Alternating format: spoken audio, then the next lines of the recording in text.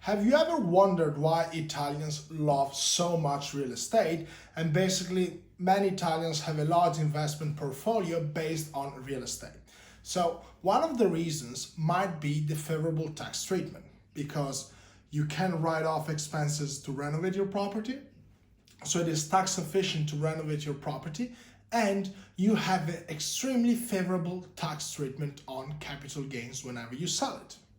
So before understanding what's the tax rate, we must know what is a chargeable gain and how do you calculate capital gains tax.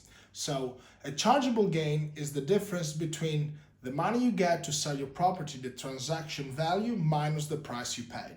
And unfortunately, in Italy, you cannot increase the price you paid by any cost you incurred if you do it personally. If it's a business, it's a different game.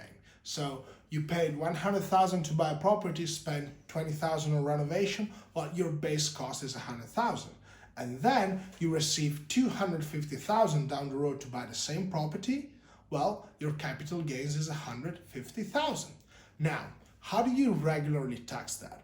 Well, you can opt for, you have an option. You can sum it up to every other source of income and pay IRPEF rates. And this is quite dangerous because you're very likely to end up paying 43% tax on that. Or you can opt for a lower, flat 26% tax.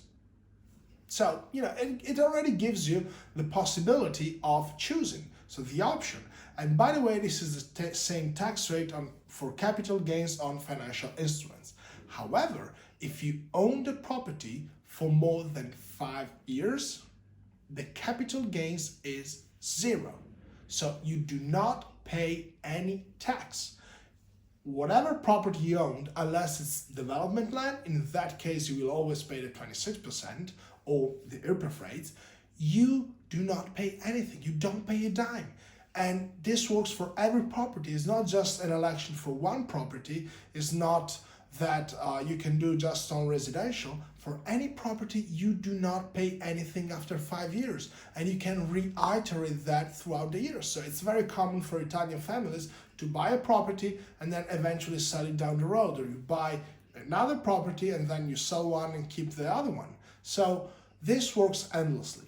And on top of that, this is not considered a trading activity. And if this is not a trading activity, you are not required to get a VAT number, you're not required to file your accounts, and especially you are not required to register and pay IMSS, or the so-called Social Security.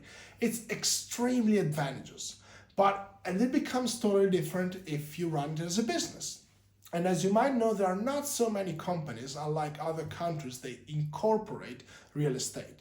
So the first reason is that the property is depreciable, which means that it's very likely that the chargeable gain is increased throughout the years, because if you buy it for 100 and you depreciate by 3% every year, so after 10 years your property, the accounting value is 70,000. And if you just resell it for 100,000, well, you have a 30,000 chargeable gain on which you pay tax at your corporate tax rate. While, if you just bought the property for 100 and sell it the year after as an individual, the chargeable gain is simply 0. But if you realize even a larger capital gain as a company, you end up paying more taxes. And on top of it, companies are also required to pay VAT, which as an individual, you are not required to do so. So this is great news, right? So if you intend to buy your property, well, you can use it as an investment, and if you sell it down the road, if it's more than 5 years, you don't pay anything. Not too bad.